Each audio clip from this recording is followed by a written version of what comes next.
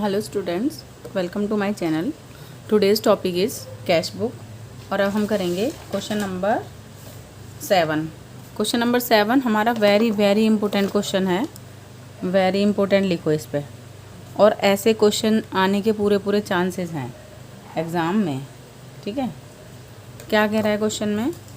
कह रहा है prepare the 2 column cash book और ट्रांजेक्शन्स क्या क्या गिवन है, ये गिवन है। सबसे पहले कह रहा है कैश इन हैंड है और बैंक ओवरड्राफ्ट है। बैंक ओवरड्राफ्ट जब भी होगा तो आप समझ जाएंगे कि जब भी बैंक ओवरड्राफ्ट होगा क्रेडिट बैलेंस दे रखा है। अगर यहाँ सिर्फ बैंक होता तो दोनों का डेबिट बैलेंस हम एज्यूम करते, लेकिन क्योंकि ओवरड्राफ्ट मतलब ज़्यादा ले रखा है तो इसलिए ये कौन सा बैलेंस है? क्रेडिट बैलेंस है। ठीक है, उसके बाद कह रहा है तो हम साथ के साथ ट्रांजेक्शन करते जाते हैं।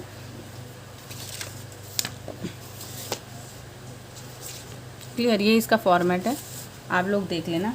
डेट है 1 जैन की बात कह रहा है वो, और क्या क्या कह रहा है कि हमारा डेबिट बैलेंस है। तो यहाँ पर आ जाएगा टू बैलेंस ब्रॉट डाउन, क्योंकि कैश का तो डेबिट बैलेंस है, कैश का हमेशा डेबिट बैलेंस ही होगा। ठीक है, और 1 जैन को ही क्या है? By balance brought down. इसका लेकिन कौन सा बैलेंस है? क्रेडिट बैलेंस है। ठीक है, वेरी इंपॉर्टेंट क्वेश्चन है।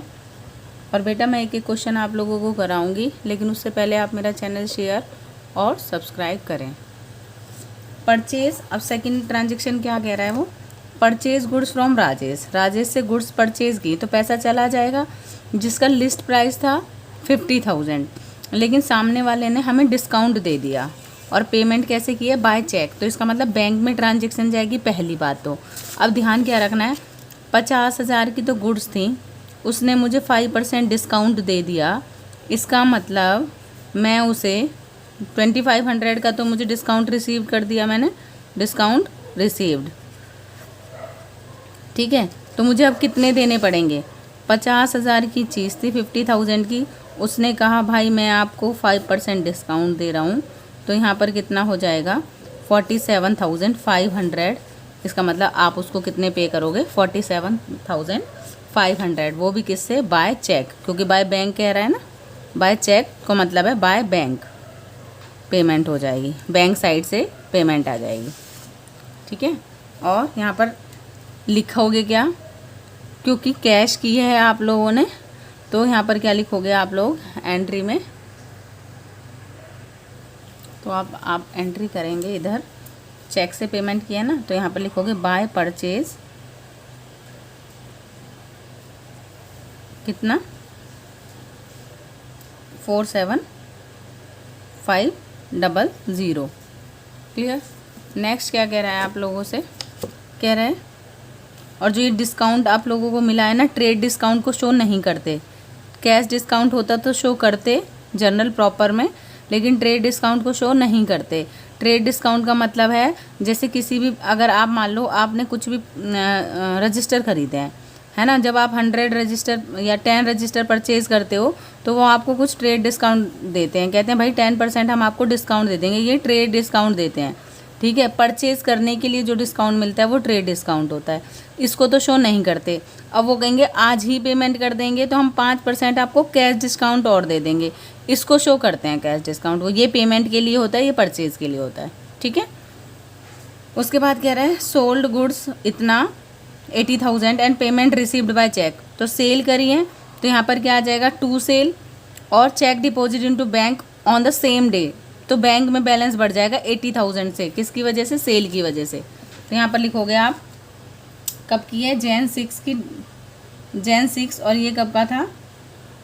2 जैन। ठीक है, तो यहाँ पर लिखोगे आप 2 सेल्स कितना?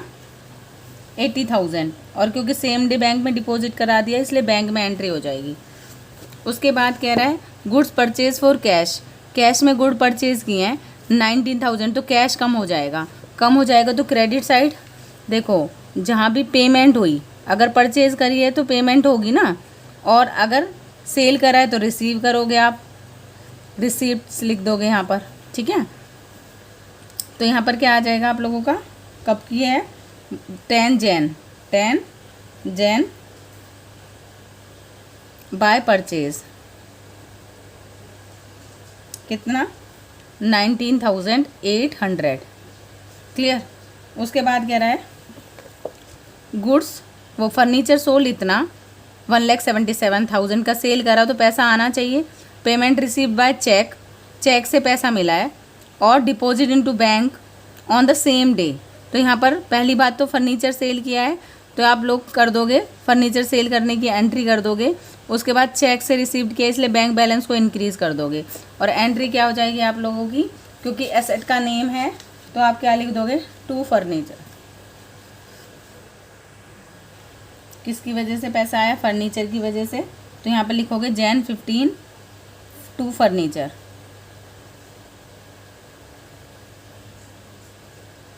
अकाउंट कितना, चेक डिपॉजिट कर दिया 1,77,000, ठीक है।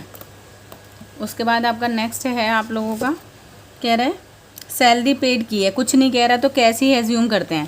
तो यहाँ पर आ जाएगा बाय सैलरी, कितनी तारीख की बात है ये, 18 Jain 4,500।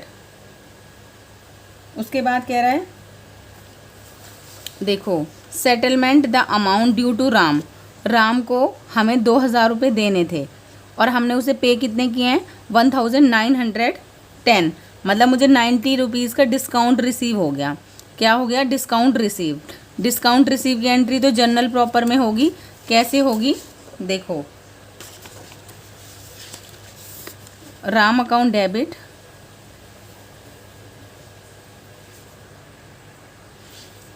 Debit, to discount received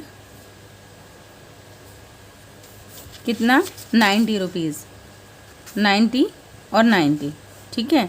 लेकिन ये मैंने आपको रफली बता दिया है कि ऐसे आप लोग एंट्री करोगे, आप पूरा फॉर्मेट बनाना है यहाँ पर, ledger folio, debit amount, credit amount, और जितने पैसे भी मैंने क्या किए हैं, पे करें, वो मेरे किस में आएंगे, कैश में, ठीक है। मुझे पे से मतलब है, मुझे डिस्काउंट क्या मिला है, मैंने डिस्काउंट क्या अलाउ किया, उससे मतलब नहीं है, ठीक है। तो यहाँ पर आ रहा है 21 जैन बाय राम को कैश पे किया है ना 1910, ठीक है। उसके बाद कह रहा है कैश रिसीव्ड किया जैसे, और उसके सेटलमेंट कर दिया उसके अकाउंट को 15, मतलब जैन ने मुझे 15,000 देने थे, उसने दिए कितने मुझे 14,780, वो 780 रुपीज़। इसका मतलब मैंने उसे डिस्काउंट अलाउ किया है। डिस्काउंट रिसीव क्योंकि प्रॉफिट होता है इसलिए क्रेडिट होता है, ठीक है। लेकिन डिस्काउंट अलाउ मेरे लिए लॉस है, इसलिए हमेशा डेबिट होगा। Discount allow account debit to Jay, ठीक है। कितना था, 15,000 था, तो यहाँ पर अब हम 14,780 को माइनस करूँगी तो ये आ जाएगा 220, तो यहाँ पर 220 रुपीज़ आ जाएगा हमारा। ऐसे एंट्री करते हैं, याद रखना लॉजिक। डिस्काउंट अलाउ, अगर मैंने किसी को किया ये मेरे लिए लॉस है इसलिए डेबिट होगा। डिस्काउंट रिसीव क्योंकि मैंने किया ये मेरे लिए, हमें अपने पॉइंट ऑफ व्यू से सोचना है, जय के पॉइंट ऑफ व्यू से नहीं। मैंने जय को डिस्काउंट अलाउ किया है तो ये मेरे लिए लॉस है, और मुझे डिस्काउंट रिसीव हुआ है तो ये मेरे लिए प्रॉफिट है, ठीक है। तो यहाँ पर हम कैश रिसीव कर देंगे 2 जय 14,780 रुपीज़।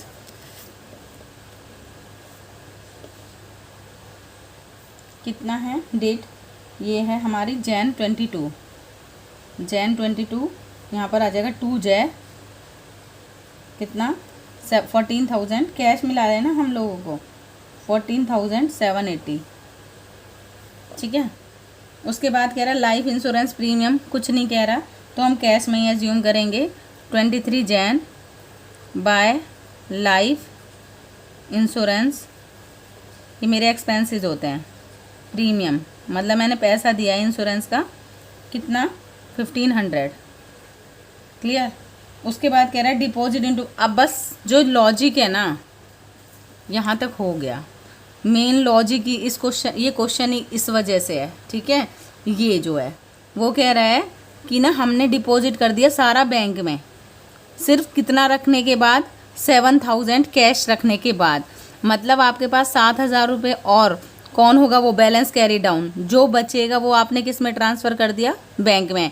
मतलब 7,000 कैरी डाउन करने के बाद कैश में जो बच गया उसकी कॉन्ट्रा एंट्री करनी है, क्योंकि कैश को आपने कहाँ पर ट्रांसफ़र किया है, बैंक में। कैश था जो आपके पास बचा हुआ उसको कहाँ पर ट्रांसफ़र करा है, बैंक में। तो कैश कम हो जाएगा और बैंक बढ़ जाएगा, ये बात ध्यान रखना। देखो दिखाती हूँ इसे कैसे करते हैं। सबसे पहले कह रहा है 31 जैन, वो कह रहा है, इसको मैं ब्लैक पेन से दिखाती हूँ। वो कह रहा है 7,000 कैश रखना है, तो यहाँ पर आ जाएगा बाय बैलेंस कैरी डाउन। 7,000 तो रखना है, जो बच गया वो कहाँ कह रहा है, बैंक में ट्रांसफ़र करना है। तो यहाँ से कम करके मैं यहाँ पर ट्रांसफ़र कर दूँगी यहाँ पर। जैसे मैं आपको एक एग्जांपल भी दूँगी, क्योंकि बच्चे इसमें कंफ्यूज होते ही हैं। मतलब बच्चे इसी एंट्री की वजह से इस क्वेश्चन को क्या कर देते हैं, गलत कर देते हैं। तो मैं एक बार रफली टोटल कर लूँ, फिर मैं आप लोगों को समझाती हूँ, ठीक है। देखो बेटा, जब मैंने इन दोनों को टोटल किया कैश, मेरा आ गया 64,780, ठीक है। और जब मैंने इन सबको टोटल किया मेरा आया 34,710। तो इस वाले टोटल में से कितना आया था, मेरा ये टोटल आया था 64,780। इसमें से जब मैं इनको टोटल करके माइनस किया ना, तो आ गया मेरा बैलेंस 30,000। इसका मतलब वो कहना चाह रहा है 7,000 रखने के बाद, तो मैंने 7,000 भी ऐड कर दिए। जो बचा, ये बच गया, इसको किधर डिपॉजिट कर देना है, बैंक में। तो कैश, अगर मैं कह रही हूँ कैश डिपॉजिट इनटू बैंक, यही तो कहना चाह रहा है वो, डिपॉजिट इनटू बैंक। तो आपको मैंने बताया था कि कॉन्ट्रा एंट्री होती है, कैश कम हो जाता है तो मतलब क्रेडिट साइड, और बैंक बैलेंस बढ़ जाएगा। तो एंट्री क्या होगी इसकी, बाय, अगर कैश कम होगा तो बैंक होगा, रीज़न क्योंकि बैंक में डिपॉजिट करा रहे हैं। बैंक अकाउंट कितना, 30,070, 30,070 रुपीज़ मैंने यहाँ से लेके कहाँ पर डाल दिए, बैंक अकाउंट में।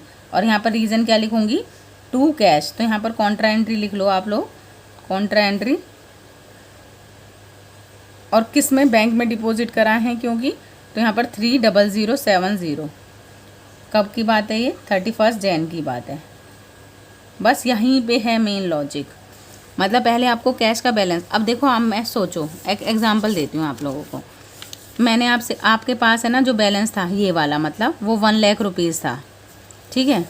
और आपने ना टोटल आपके पास है था टोटल डेबिट बैलेंस। कैश का डेबिट बैलेंस का मतलब होता है आपके हाथ में पैसा था 1 लाख, आपने सारे एक्सपेंसेस थे ना, वो एक्सपेंसेस सारे थे, सोचो 80,000 के, ठीक है। जो ये सारे एक्सपेंसेस हुए हैं, मतलब सारे पेमेंट करी है ना यहाँ तक, इसको भूल जाओ अभी बैंक वाले को। सारे एक्सपेंसेस थे ना 80,000 थे यहाँ तक, ठीक है। ध्यान से सुनना आप, 80,000 थे। मैंने आपसे कहा कि बेटा आप 8,000 रुपीज़ रख के अपने पास जो भी बच गया उस सारे को बैंक में ट्रांसफ़र कर दो, उस सारे को बैंक में। तो आप पहले सोचोगे मेरे पास बैलेंस बचा कितना है भाई, 8 और रखने के बाद 88 हो गया। तो 1 लाख में से जब मैं 88,000 को माइनस करूँगी तो मेरे पास क्या आ जाएगा, 12,000। इसका मतलब इसकी कॉन्ट्रा एंट्री करनी है, कॉन्ट्रा एंट्री है ना। तो आप क्या करोगे, मान लो 1 लाख रुपीज़ आपके पास यहाँ थे, ठीक है। आप लिखोगे 80,000 के आपके एक्सपेंसेस हो गए। मैंने कहा 8,000 रखने के बाद, तो यहाँ पर आप कह दोगे ठीक है मैम, ये मेरा बैलेंस कैरी डाउन हो गया नेक्स्ट ईयर के लिए। 8,000 रखने के बाद क्या बचा, 12,000, उसकी कॉन्ट्रा एंट्री कर देनी है। मतलब कैश को कम कर देना है और बैंक में डिपॉजिट करा देना है। इसलिए यहाँ पर आपका क्या आ गया, कितने रुपए, 12,000 यहाँ से लेके आपने, इसलिए ये तो क्रेडिट साइड आए, यहाँ से लेके किधर डिपॉजिट करा दिए, टू कैश, और बैंक अकाउंट में 12,000 रुपये जमा करा दिए, ठीक है। ऐसे होता है इसका मतलब कि जो बैलेंस रखने के बाद टोटल हो गए 88 भाई, 80 एक्सपेंसेस और 8 मैंने कह दिया आपको अपने पास 8,000 और रखने हैं। तो टोटल 88, जो बच गया 1 में से 88 को माइनस किया, जो बच गया 12,000, उसको बैंक में डिपॉजिट कराना है। तो यहाँ से कम हो जाएगा, यहाँ से डेबिट, ये हो गई कॉन्ट्रा एंट्री, ठीक है। अब बस कुछ नहीं, इनको टोटल कर देना है, बैलेंसिंग फिगर से बैलेंस कैरी डाउन कैलकुलेट कर लेंगे। तो मैं टोटल कर लेती हूँ पहले रफली, क्या आ जाएगा, 1,77,000 80,000 30,000 0070 18 16 17 18 2,87,070 आ गया इधर का। और यहाँ पर आ जाएगा 1,90,000 में मैं जब ऐड करूँगी 47,500 2,37,500 आ गया इसका। तो इसमें से 2,37,500 को मैं माइनस कर दूँगी। ये आ जाएगा हमारा 7 में से 4 3 का 4। यहाँ पर आ गया 49,000। हाँ यही आ रहा है। तो ये मेरा क्या हो गया, कैरी डाउन। तो ये वाला ही कैरी डाउन। यहाँ पर पहले सबसे पहले टोटल लिखो। टोटल कितना आया था मेरा 2,87,070 रुपीज़ मेरा आ गया। इसमें से मैंने इन दोनों को माइनस किया तो मेरा बैलेंस कैरी डाउन कितना आ गया 49,570। ठीक है, तो यहाँ पर टोटल ज़रूर लिख दिया करो। 64,780 तो इसका टोटल आ रहा था और 2,87,070।